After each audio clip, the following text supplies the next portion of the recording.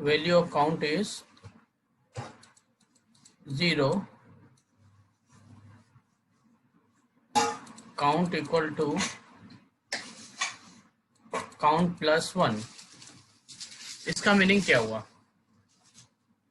Count की value 0 है, जैसे ही नीचे वाला स्टेटमेंट आएगा इसकी वैल्यू 0 प्लस 1, 0 प्लस 1 हुआ तो इस काउंट में कितना चला गया?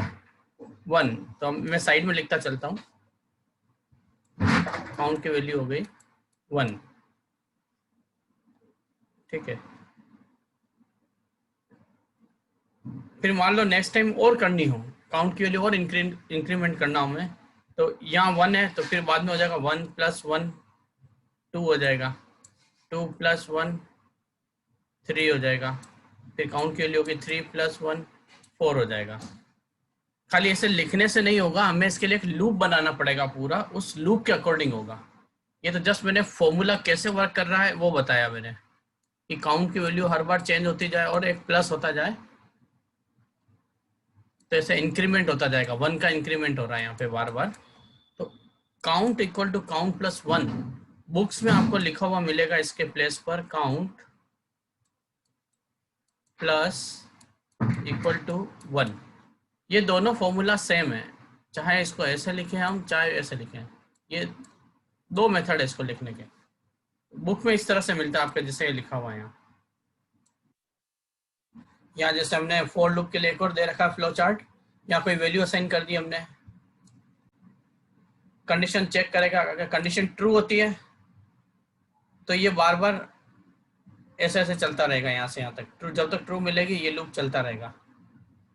अपडेट स्टेटमेंट मतलब वैल्यू इंक्रीमेंट होती जाएगी एक एक, जैसे ऊपर बताया मैंने, एक एक इंक्रीमेंट होगी और लूप ऐसा चलता जाएगा।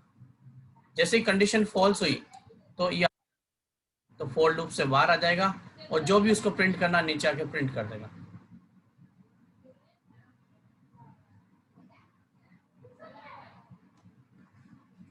एक फॉर का पहले भी हम देख चुके हैं एग्जांपल इस तरह का, फॉर लेटर, लेटर एक वेरिएबल है, इस जगह हमने एक्स यूज किया था, for x in Python, Python एक स्ट्रिंग है, तो एक्स की वैल्यू सबसे पहले होगी ये 0, फिर एक्स की वैल्यू होगी यहाँ पर 1, then 2 3 4 and 5।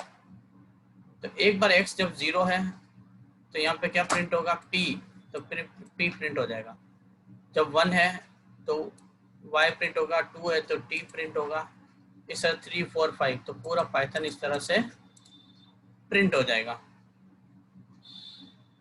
Same as it is इसी तरह से नंबर्स का है 10 20 30 40 50, इसने एक सीरीज बना दी और इसको डाल दिया इसने काउंट में, ये रहा काउंट हमारा। तो काउंट के अंदर क्या चीज है? ये पूरी नंबर की सीरीज है। एक वेरिएबल दे दिया x, यहाँ दे दिया मैंने फॉर x इन काउंट, तो x पहले 0 पे 10 को पढ़ेगा, 1 पर इसको पढ़ेगा, 2 पे इसको पढ़ेगा, 3 एंड 4, तो 0 1 2 3 4, तो एक 1 बाय 1 ये प्रिंट हो जाएंगे।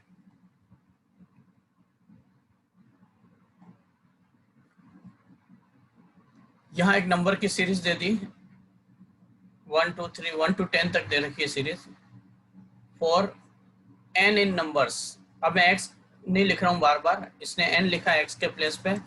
नंबर्स हमारी ये लिस्ट है पूरी, इन सारे नंबर्स में से कौन कौन से नंबर्स इवन है वो निकालना है।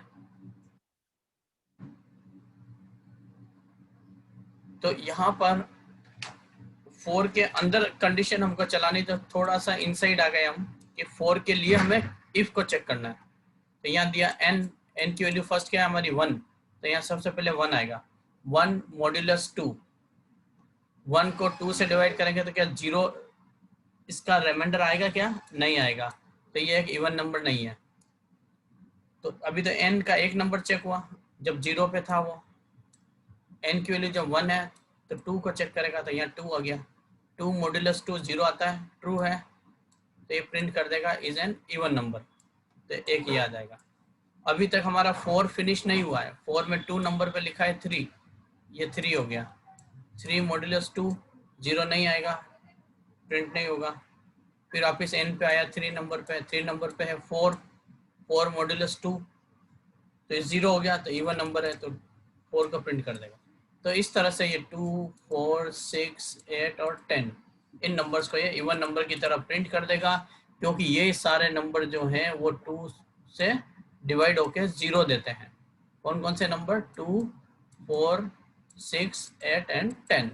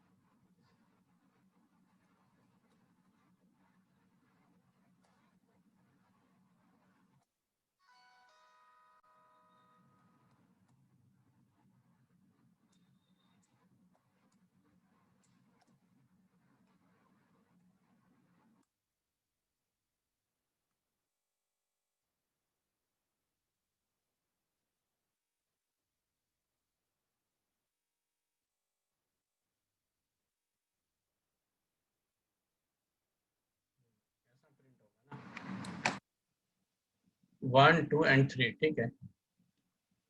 इसमें क्या है, आई की वैल्यू पहले यहाँ 0 होगी, फिर यहाँ पर 1 होगी, फिर यहाँ पे 2 होगी, क्योंकि 1 2 3 स्ट्रिंग है, ये नंबर नहीं है। कोटेशन में डाल दिया तो स्ट्रिंग बन गई, तो इसका एक एज ए अल्फाबेट रीड करेगा। 0, 1 एंड 2, तो आपका 1, 2 एंड 3 ऐसा प्रिंट हो जाएगा। वेलकम पहले लिखा हुआ है, तो वेलकम वेलकम सबके साथ में आएगा, और टाइम्स भी पीछे लिखा हुआ है तो सबके साथ टाइम्स आएगा। यहाँ एस लगानी है, टाइम्स टाइम्स टाइम्स, इस तरह से प्रिंट हो जाएगा।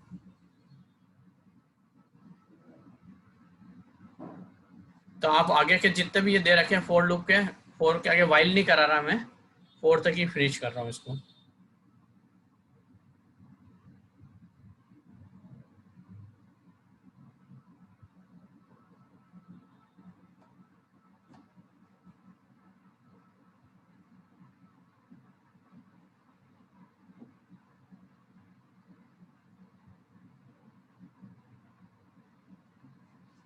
देखो एक अच्छा क्वेश्चन है ये लास्ट करा रहा हूँ मैं। फॉर आई इन रेंज, ठीक है, for I in range, range लेके 11 तक, 1 से लेके 11 तक का मतलब है 1 to 10, एक लेस चलेगा। इन्होंने दिया है, ये तो मैसेज है, देखो क्लियर देख लेते हैं इसको। एक नम, ये मैसेज नहीं है, ये नम, ये पूरा है कंप्लीट। नम की जो भी वैल्यू आएगी, नम की वैल्यू हमने क्या दी, ऊपर 3 दे रखी है, तो ये तो हो गया 3, इस नम का मतलब हो गया 3।